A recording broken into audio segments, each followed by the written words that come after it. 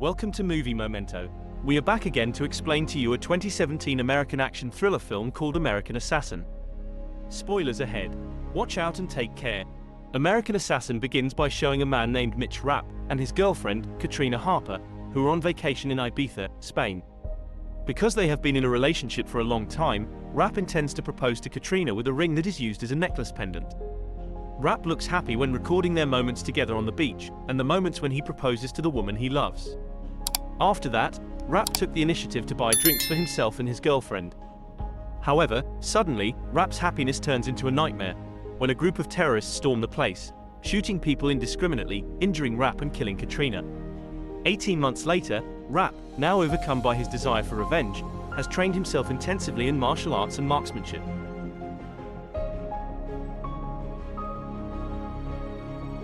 Not only that, Rapp also finds out about the terrorist group responsible for Katrina's death and tries to get in touch with them.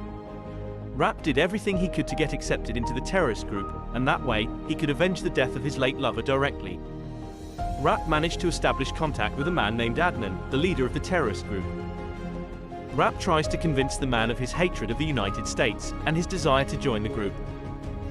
Meanwhile, in one of his rehearsals, Rapp, who is ambitious for revenge, seems to have difficulty controlling his emotions, so that he almost fatally injures his opponent in a sparring match. Unbeknownst to Rapp, it turned out that all this time, his movements were monitored by the CIA, especially after Rapp was able to establish contact with Adnan, the leader of a terrorist group who is also being targeted by the CIA.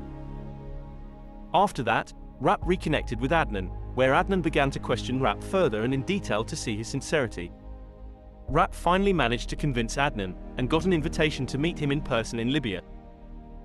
When Rapp finally meets Adnan and prepares to take revenge on the man responsible for the death of his lover, suddenly their hiding location is ambushed by a group of United States Special Forces, where Adnan is killed in the attack. Rapp was immediately furious because he could not kill Adnan with his own hands, so Rapp vented his frustration by repeatedly stabbing the terrorist he was chasing, who had died in ambush, before being dragged out by US troops from the place. In a CIA facility, Rapp was interrogated for his actions, which were quite extreme, by entering the most dangerous terrorist headquarters without proper preparation. But Rapp said that he had prepared for a long time because he was determined to take revenge. When they considered punishing Rapp for his reckless actions, Rapp defended himself by citing his achievement of being able to locate the terrorists' headquarters and meet their leader, an accomplishment that no CIA agent or any Special Forces agents could accomplish.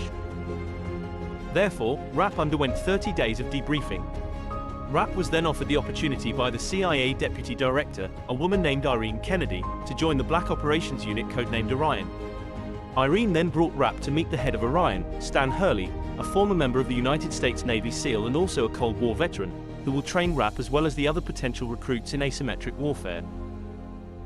Knowing that Rapp's actions in finding and infiltrating the most dangerous terrorist base, Hurley reminded Rapp that his achievements did not guarantee Rapp could be accepted as a member of his team.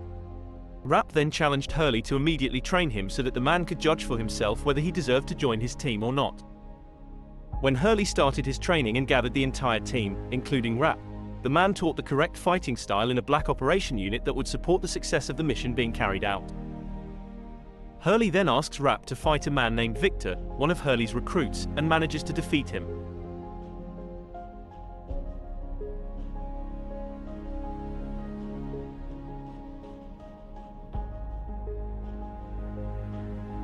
Hurley not only taught about alertness and vigilance that every member of his team should have, but also taught him to control his emotions while on a mission. When Rapp and the rest of the team were asked to drop the predetermined targets, and would be electrocuted if they virtually killed other people's targets, Rapp immediately reignited when he saw Adnan's image and continued to attack him even though Adnan was not his target. However, when the other recruits succumb to being electrocuted, Rapp continues to do so, killing the non-target Adnan, and ignoring the pain he receives. On the other hand, Hurley and Irene, who were watching Rapp, looked a little disappointed, but also impressed with Rapp. The scene then switches, and shows Irene and several important US officials visiting the Iranian embassy in London, to inquire about plutonium-type weapons, frayed nuclear material that had been stolen from a decommissioned Russian nuclear facility. The nuclear material in question appears to be pointing to Iranian hardliners, who are disillusioned by the Iranian government's nuclear deal with the United States. But Minister Behrouz denied Iran's involvement in the theft or trade in nuclear materials. Meanwhile, somewhere in Poland, it appears that some Russians are making a transaction to sell plutonium nuclear material with a man nicknamed Ghost. Because the van they were using looked suspicious, several police officers came over to them and questioned Ghost. However, when the cops insist on checking the inside of the van, Ghost kills them, as well as the Russians, then flees from there and disappears into the crowd. In Virginia, Hurley saw a news report about the incident in Poland, which was accidentally caught on CCTV cameras in the vicinity of the incident.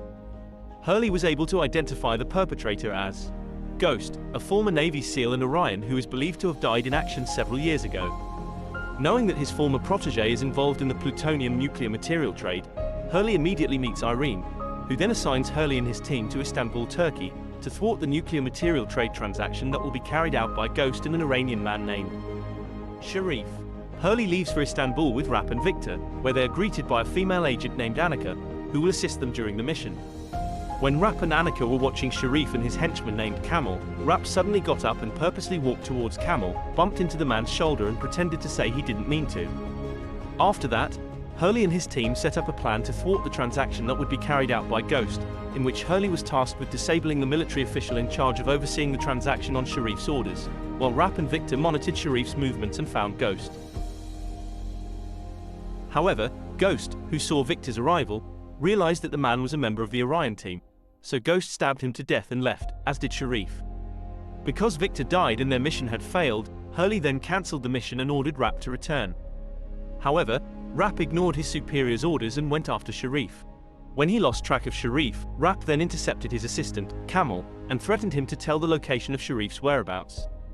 Camel then takes Rapp to Sharif's apartment, where Rapp can easily overthrow all of Sharif's men and shoot Sharif, killing him and taking his laptop. Although Rapp managed to kill Sharif, which was also one of the tasks in their mission, Hurley did not necessarily praise Rapp's success because he considered Rapp to have acted rashly and could disrupt the entire mission and endanger the lives of many people. But Rapp did not seem to heed his superior's warning. Not long after, Irene came to meet them and ordered them to continue the mission, because Ghost managed to get the plutonium and plans to assemble it to be used as a functional nuclear weapon. However, Ghost cannot do it alone, and requires a skilled physicist to assemble it. The information leads Hurley and his team to Rome, where the Orion operators identify nuclear physicists who are urged by Ghost to turn it into functional nuclear weapons. While in Rome, Rapp uncovers a co-worker, Annika, as a foreign agent for Iran. She explains that she is working for the mainstream Iranian faction which is trying to stop the hardliners from acquiring nuclear material. Meanwhile, in another place, Minister Behruz is having a meeting with Ghost, where it turns out that Minister Behruz has conspired with Ghost to make nuclear weapons that they will use to attack the United States.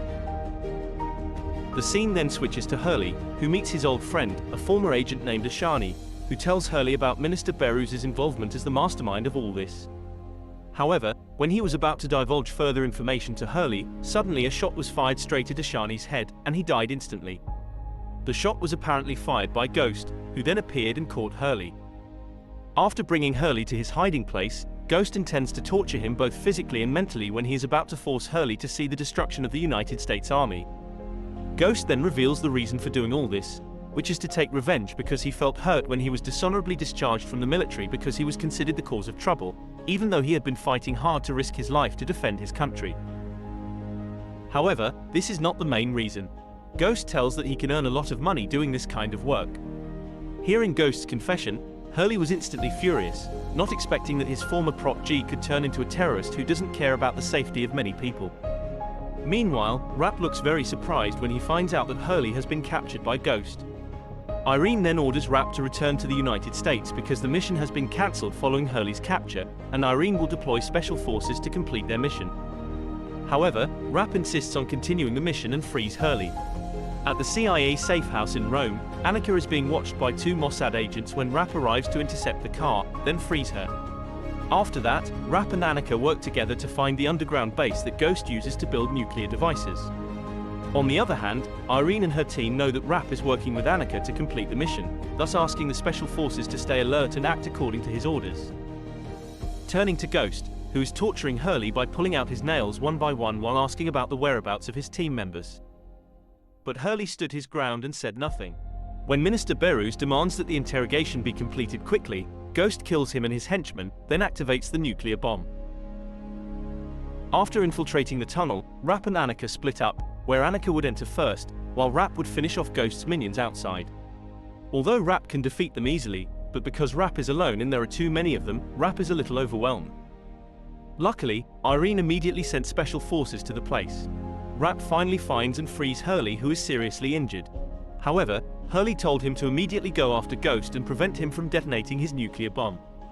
Unexpectedly, Annika is captured by Ghost and used as a hostage. Annika then sacrifices by killing herself with Ghost's weapon to give Rapp a chance to kill Ghost.